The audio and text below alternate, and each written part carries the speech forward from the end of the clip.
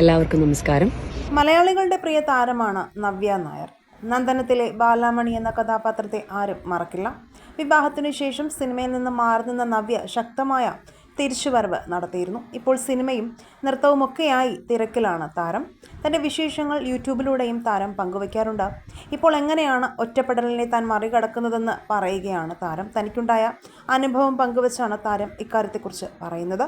Solo ട്രിപ്പിലൂടെ ഒറ്റയ്ക്കായാലും ജീവിക്കാൻ താൻ സ്വയം പാകപ്പെടുത്തുകയാണെന്ന് നവ്യ പറയുന്നു. ആളും ആരവും ഒഴിഞ്ഞ് ആരുമില്ലാത്ത ഒരു ദിവസം വന്നാലും അന്നെനിക്ക് ഒറ്റയ്ക്ക് സന്തോഷം കണ്ടെത്താൻ കഴിയണം എന്നുള്ളത് കൊണ്ടാണ് താൻ ഒറ്റയ്ക്ക് യാത്രകൾ പോകുന്നതെന്നും താരം പറയുന്നു. കുട്ടിയായിരിക്കുമ്പോൾ ഷൂട്ടിങ്ങിന് അച്ഛനും അമ്മയും ഒപ്പം വരും. അസിസ്റ്റൻസും ഡ്രൈവറും ഉണ്ടാകും. നമ്മുടെ ചുറ്റും നമ്മുടെ കാര്യങ്ങൾ നോക്കാൻ ഒരുപാട് പേരുണ്ടാകും.